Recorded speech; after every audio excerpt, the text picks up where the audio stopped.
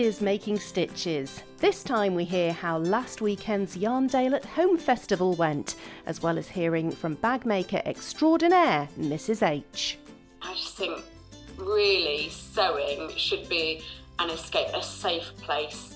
And if we can transform our sewing groups and our communities into a safe place where it doesn't matter what's going on outside in the world, you've got a safe place there, that's life-changing, isn't it?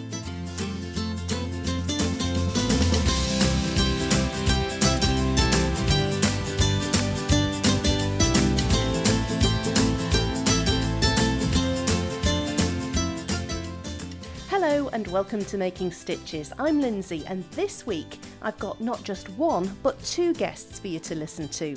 We've already heard a snippet from my chat with Samantha Hussey, but as well as that I'm going to be looking back at last week's Yarndale Festival, which because of the coronavirus situation happened for the first time ever online with Yarndale at Home. My chat with one of the festival organisers, Carole Rennison, will be coming up a little bit later. Now to bags.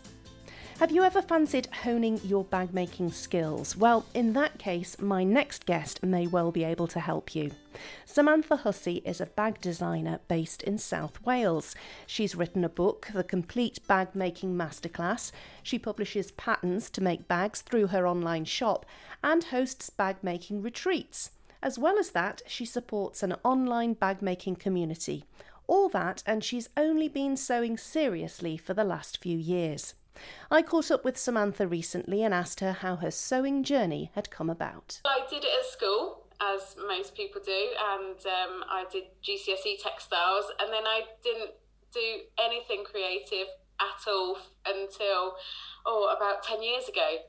And I suppose because I can't draw, that's something I can't do, so I just kind of assumed that I wasn't a creative person, and I guess kind of pushed that down a little bit. But then about 10 years ago, I thought, oh, come on now, it's Christmas is coming, better make some Christmas presents, do something.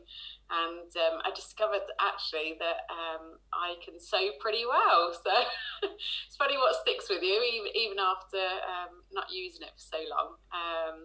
But I didn't sew after doing my GCSE textiles until 2010. So, fortunately I didn't lose it. So really, you've been properly sewing for just 10 years then, effectively? Yes, yeah, absolutely. Obviously I had that good foundation from school, but after that, everything was self-taught. Everything was just have a go and see. And I think sometimes that does come out in my patterns. I do things that maybe somebody who's been technically trained wouldn't do. And I can't help but think that's a good thing, because we're, designers like myself, we are finding new ways to make bag making accessible. Yeah, so it's more intuitive. Exactly. And there might be rules that I'm not aware of, but if something makes sense, then why would you have to follow a rule if there's a better way? So I do think I'm a little bit of a rule breaker, unfortunately. That's no bad thing. So what swayed you to bags? I think I dabbled a little bit with clothing and realised that it never, ever fits first time. There's always some adjustment needed. Quilts took so long and I get a little bit bored partway through. So I think, well, bags, they always fit. They're always practical, always useful. And so far I've just stuck to bags, and I think I probably always will. I like to do one thing and do it well. Although then I see something that someone else has made that's quite pretty, and I think, oh, maybe I should just... And I know I'm quite unusual in that. I know lots of people have got lots of different creative outlets, but I just can't, I suppose, but a list in my mind of so many different bags and techniques and things still to discover until I've, I suppose, discovered all of those. I'm still fully bags. That's wonderful. So I have one of your books. I ordered it in the summer because I'm quite tempted to have a go down the bag making route myself, because I don't have enough hobbies already. But obviously this is something you're very passionate about. It's not just a case of making them for yourself or for your friends. You want to spread that joy of bag making with other people. Absolutely, and I think there's so many transferable skills from different disciplines that can be put into bag making, and I don't think that you don't need to have a lot of experience to make a bag. I think as long as you are willing to just give it a go, and sometimes maybe be a little bit brave using the hardware and some of the thicker fabrics, anybody can make a really beautiful bag. And I think most people, if they sew, have probably made a basic shopping tote or a cushion cover. The only difference between that and a structured bag is a little bit of foam, some sort of stabilizer, and maybe a little bit of hardware, which if you have just got that little bit of confidence to take the leap, you can easily make a bag that just looks so professional. And I suppose you just get that massive sense of achievement then, because you think, well, actually, I've made that and I can carry that, and it's useful, it's practical, but it also looks really good, and it makes a great present, if you're thinking about presents as well. It's interesting you should say about having the confidence, because I think that's the one thing that's held me back. I've had some lessons in dressmaking, and just setting in a zip, that was a big step for me. But it just feels like introducing hardware and because of the symmetry very much of bags, you've got to get things spot on, haven't you? What advice would you have to somebody like me who's maybe just a little bit reticent about just jumping in and having a go? Yeah, I understand that, and we do sometimes see, because bag making uses zips quite a lot, as you know, and the hardware and the foam and things, and people almost build it up in their minds to be quite a scary thing. But I think, well, what's the worst that's going to happen? I think if you're a little bit nervous, find a good support group on Facebook or Instagram, find a YouTube channel, find somebody who can just hold your hand. We've got a Facebook group in the UK called British Bag Makers, and that's a really good support group. But I've also got my own Facebook group, Sewing Patterns by Mrs H support group, and there's sew-alongs in there, there's tips, there's advice. If anybody's really nervous, there's bound to be somebody who can sit there and say, don't worry, I'm here, why don't you try it now while I'm with you? I think some of these things that are scary, it's actually just about having the right tools. So for putting in a zip, that is quite scary, because you've got the zip teeth to worry about, you've got to worry about the metal stoppers, you've got to worry about moving. If you have something like a double-sided wash-away tape, you can use that to stick the zip in, it stays in place, so that alleviates that worry. If you can get something like a adjustable zipper foot, or sometimes it's called an adjustable piping foot, that makes putting zips in really easy. So sometimes I think we're a little bit scared by things because we don't have the right tools. But until you know that you don't have the right tools, you don't know that you don't. So finding a support group, I think, is really important, because they just give you that little bit of extra advice, a little bit more confidence. And it's such a massive sense of achievement then when you've overcome that, that worry, that concern. I guess the world's your oyster. Once you've got over that little blip, you realise you could actually just try anything. Absolutely. We do run sewing retreats, and if we have beginners on a sewing retreat, one of the first things I like them to do is put a zip in, put a zip pocket in, or something like that, because then they don't build it up in their mind as a big difficult thing to do, because they've done it. And if anybody's inside your pocket checking if your stitching is straight inside the zips, you don't really want to be friends with them, do you? Not at all. There are a lot of things you can hide within the seams of a bag, and really, I think unless you've made an awful, horrible mistake, there's nothing you can't put right. And even if you've made an awful, horrible mistake, there'll always be somebody with a solution. Oh, don't worry, stick a rivet in it, or put a little bit of an overlay on, it'll be fine. I suppose in the grand scheme of things, bag making is just meant to be fun, and it's not so serious that if you get it a little bit wrong. You know, if you go a little bit wonky, or if your hardware ends up a little bit off center, it doesn't matter. It's still probably looks amazing, especially if you compare it to what's in the shops at the moment. Well, that's very true. Now, you mentioned your bag making retreats. How did they come about? Yes, well, I was looking for a retreat to go on myself, and there weren't any. So I thought, well, okay, well, I'll set one up, and then at least I get to go on retreats. But I discovered that I like hosting too much, and I spend the whole weekend just talking rather than sewing. So we hold them in South Wales, although at the moment we haven't been able to do that, obviously, this year. So we've gone to a virtual retreat in October, which we're hosting. So we hold them in South Wales because that's where I live. And everybody comes, and we try and put people at ease and connect you with the people that will be on your table beforehand, so you at least feel like you're going with friends.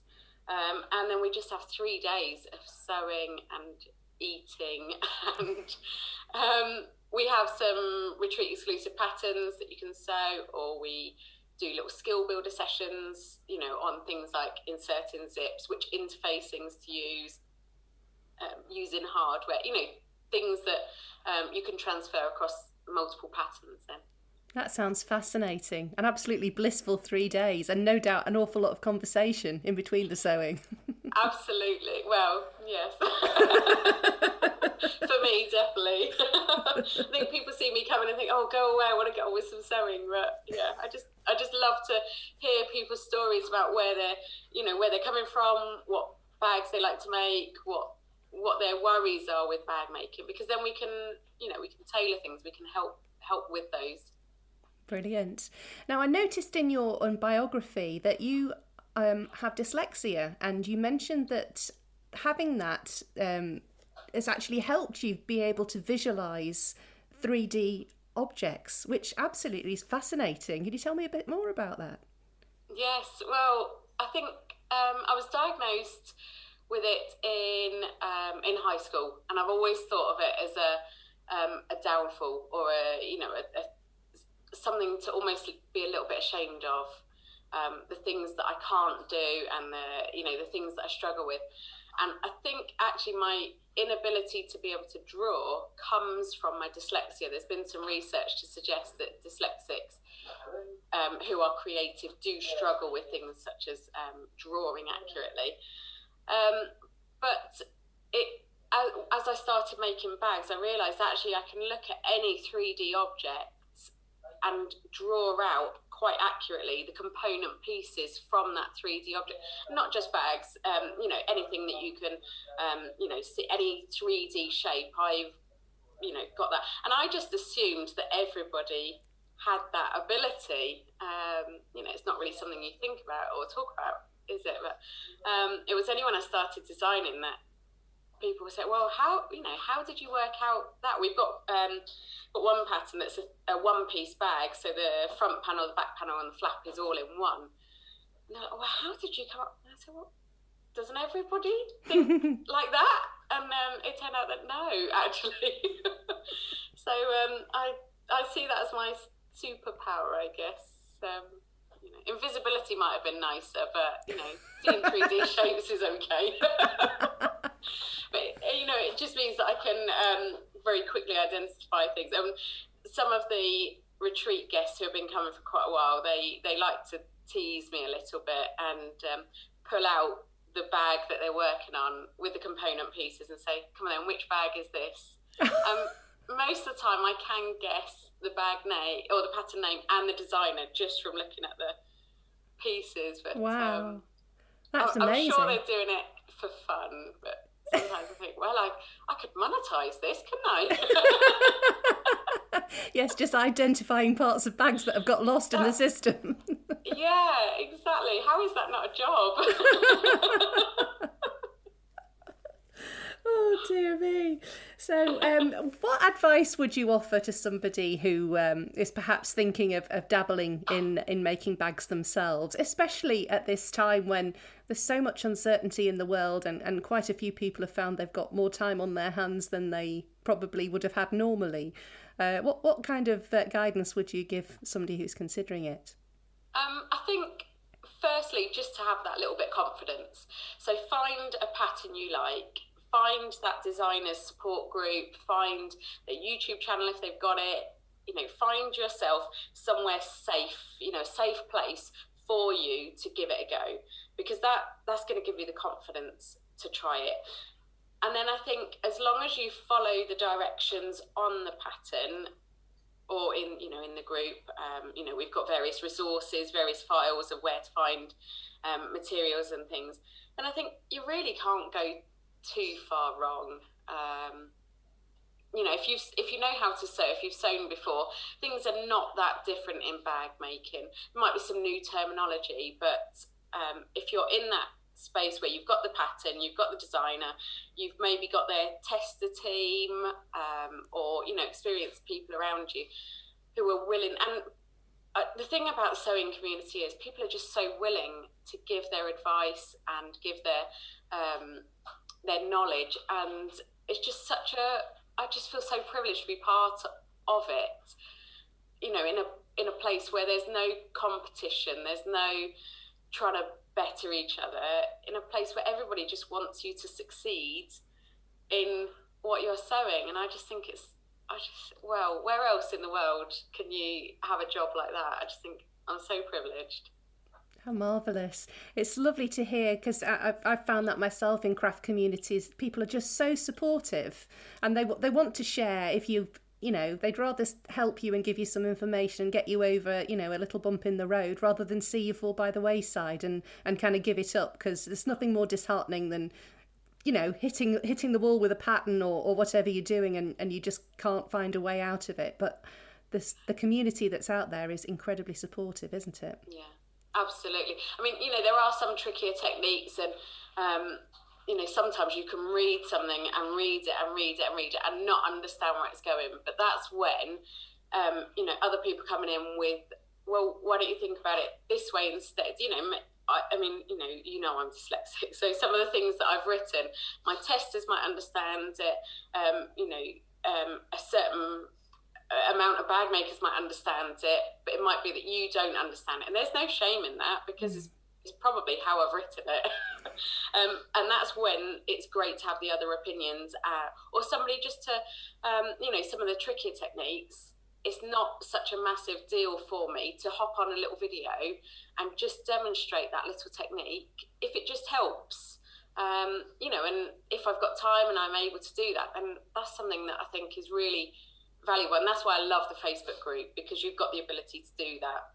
Yeah, you've got the interaction there with yourself, which is it's great in this day and age that you can actually speak to or have conversations with the people who've written the books and the patterns that you're following. It's wonderful. Yeah, absolutely. Now, you mentioned that you've just got involved with Swoon Patterns. Can you tell me a bit about that? Yes. So Swoon is she's a very large company based in America, and she's kind of she was ready to move on to another project. She's moved on to, she's got a storefront, and she sells handmade soaps and bath bombs and all sorts of wonderful pampering things. So she was ready to hand business over. So I asked very politely, would you mind if I take the business on? And she said yes. We work together very well. So she hasn't just sort of left me to my own devices, fortunately, because gosh, that could be a disaster, couldn't it? So she supported me, and we've brought the business into Mrs. H family. So we're just hoping to offer a bit more support there, offer a few more videos, just try and make that community a little bit more inclusive. So in the Mrs. H community, we try and strive to make things inclusive and make people feel welcome. And I think with Swoon, it just got so big, and it was a little bit too much maybe to handle for one person.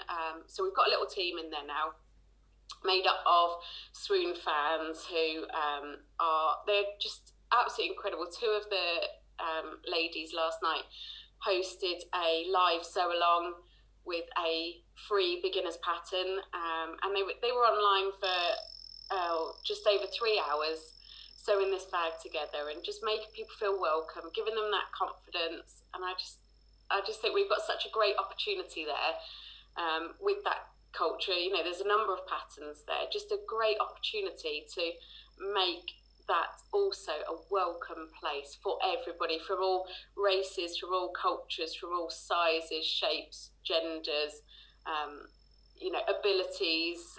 And I just think really sewing should be an escape, a safe place. And if we can transform our sewing groups and our communities into a safe place where it doesn't matter what's going on outside in the world, you've got a safe place there, that's life-changing, isn't it? Without a doubt. How wonderful to be able to bring so many people together at a time when so many of us are very much isolated. We don't have the regular contact with the friends and the family that we've had in the past, but to be able to have somebody that you can reach out to and share something you love with, that's just remarkable.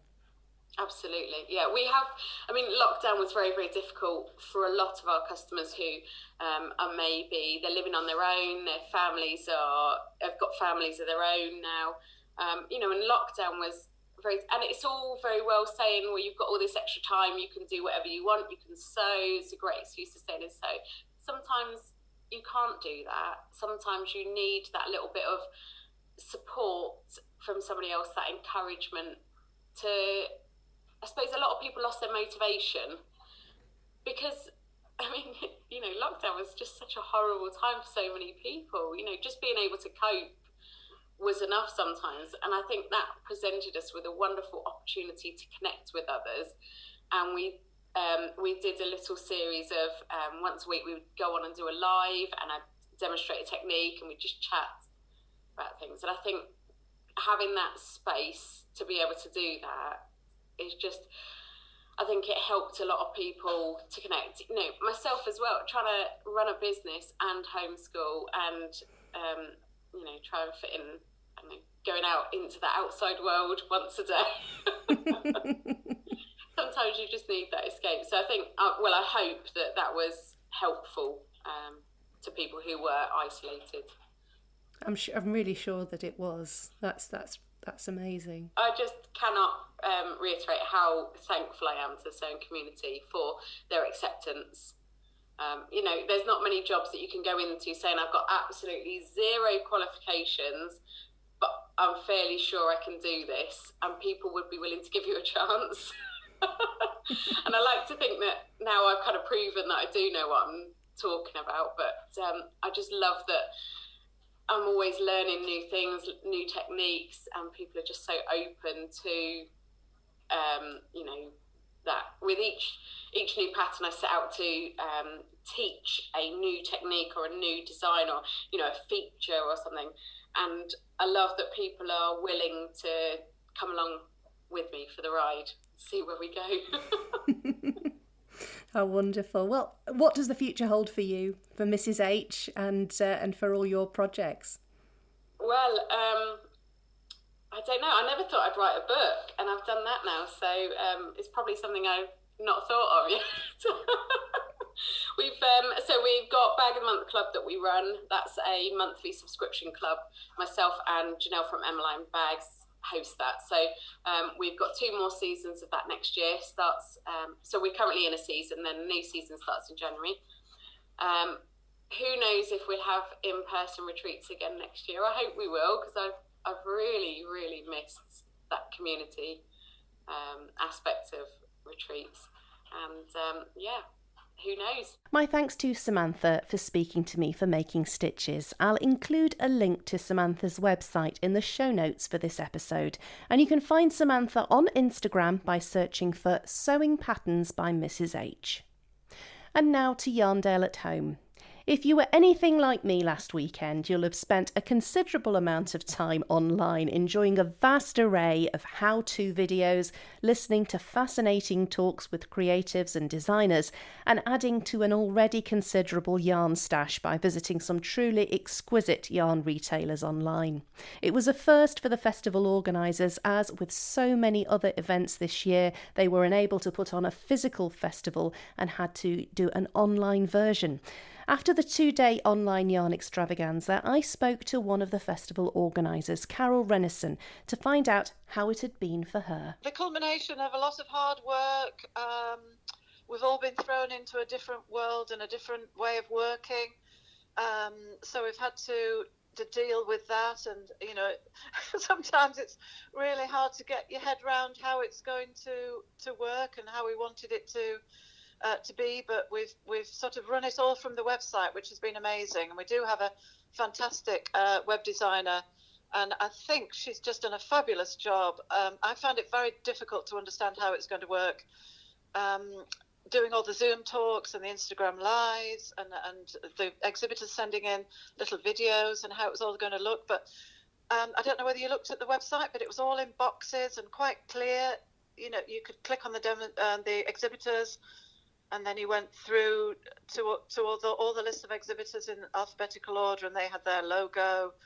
And then, you could just click on watch the video. So that was fantastic. Then we've had the Instagram live sessions, and they all ran smoothly. That was amazing. And then we had some great talks hosted by Matt from Boy and Bunting, with a wide range of bloggers, crocheters, which was absolutely fantastic, and I enjoyed listening to all those. That was amazing. So I think it's all gone well. Lots of people from around the world have enjoyed taking part in Yarndale, where physically they would find it difficult to get here. So I think they've enjoyed it. I've had lots of great response from them.